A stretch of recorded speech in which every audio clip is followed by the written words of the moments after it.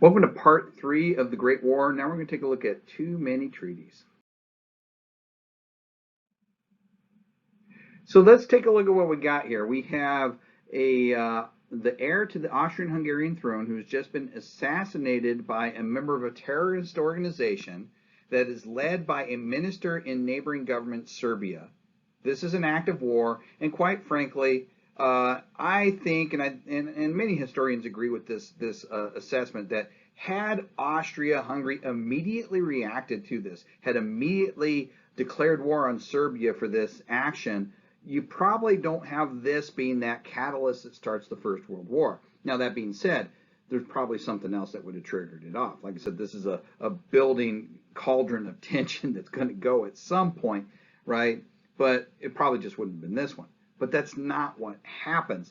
Franz Joseph has fait accompli, right? He has justifiable cause there at the beginning, but he waffles. He's indecisive, and the tensions between Austria, Hungary, and Serbia ebb and flow back and forth in the month of July in what becomes known as the July Crisis. Okay.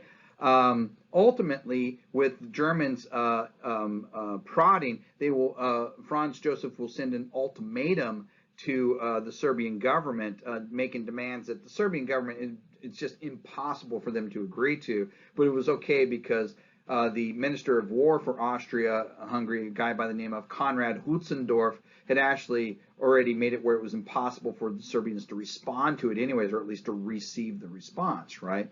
And so the whole situation by the end of July will be set for everything to go into motion, and you would have war declared between Austria and Serbia. All right, great. Should just stop there, right? No, see, it's still more complicated than that.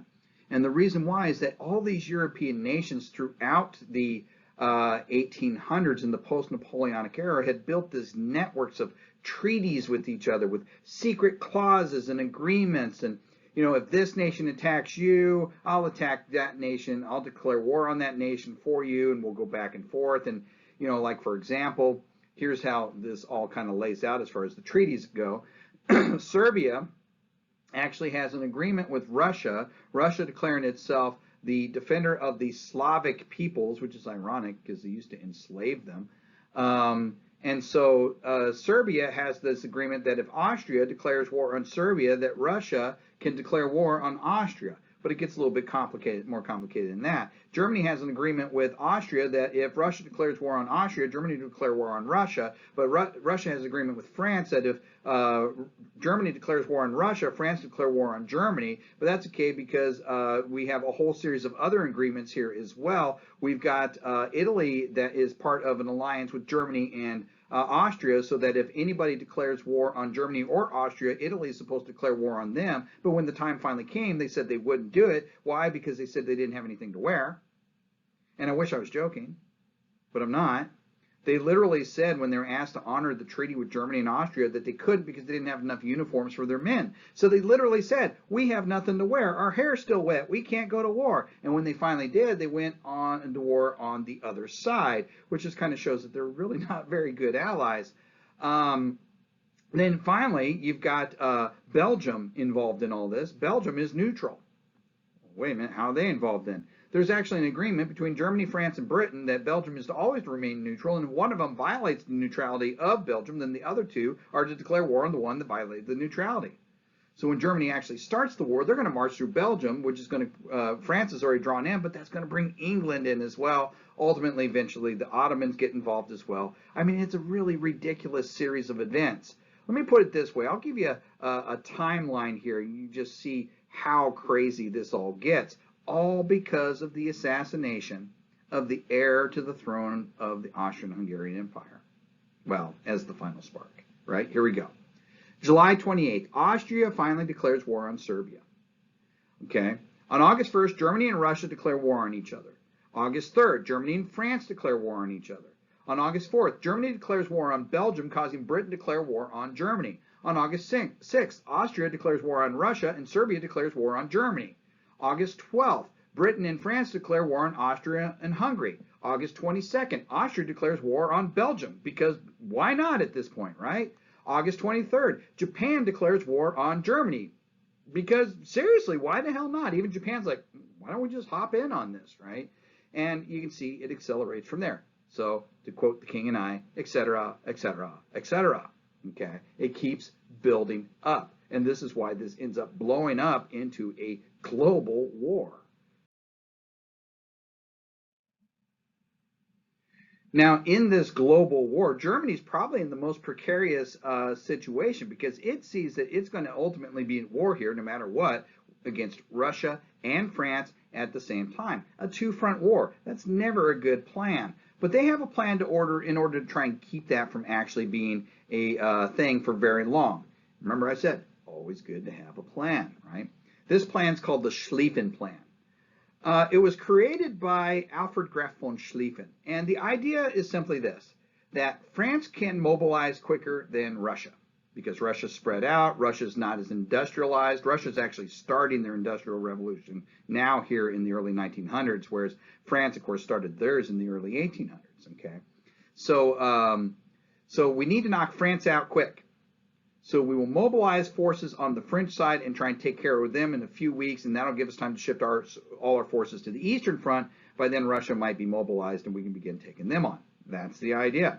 How are we going to knock France out quick? Alfred Graf von Schlieffen said what we do is we put the bulk of our forces on the Belgian border. See, here's where Belgium comes in. And we're going to go through Belgium and down into France, and we're going to leave our defenses on the French-German border relatively weak. So when the French counterattack on our border, they'll actually end up in Germany. They'll push our forces back. But our forces are going to go through Belgium, sweep south, and capture the entire French forces on all sides, like a trapdoor swinging shut. We're going to catch them in a Kesselschlag, right? A cauldron battle. Yeah, that sounds really great. That's a great plan, right? Except it was not executed by Alfred Graf von Schlieffen. By the time that the war began, Schlieffen had retired. It is going to be executed by a man by the name of Helmuth von Mulkey. Now, history has two Helmuth von Mulkeys. One of them is the hero of the Franco-Prussian War. He orchestrated the miracle of Sedan. He went through Belgium to do it. And he captured Napoleon III in the process, right? We refer to him as Helmuth von Moltke the Great. That's not who this guy is. This is, let's see if I remember correctly, a cousin, a distant cousin, or a grandnephew or something like that. But at any rate, his name, we refer to him as Helmuth von Moltke the Lesser. Why? Well, because he sucks. Okay. He takes a look at the Schlieffen Plan and goes, oh, this is really great. We're going to have all these forces going through Belgium. And then he goes, oh, but man, our defensive line on the German frontier is too weak. It's too thin. That's not going to work. So he beefs it up. So when the plan gets implemented and you have the German forces rushing through Belgium, the French forces attack the German lines and they don't end up in Germany like they were supposed to be. So when that trapdoor swings south, they crash into the main French forces at a place called the Marne. And you end up on September 6th through September 12th, 1914, the Battle of the Marne, and both sides come to a standstill. And both sides end up having to dig in, right? And for the next 4 years, these battle lines are hardly going to move at all. Trench warfare is going to be the name of the game.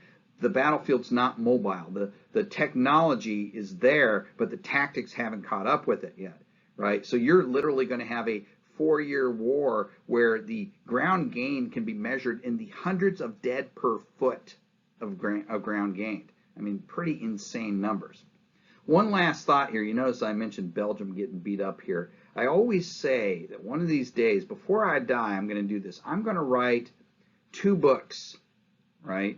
One of them is going to be called My Neighbors Suck, A Short History of Poland, right? And the second one is going to be called My Neighbors Suck Too, T-O-O, A Short History of Belgium, because poor Belgium. They always kind of get beat up in all this. But at any rate, this plan here is going to ultimately fail, and you're going to be left with just a completely stagnant Western Front and just a killing fields.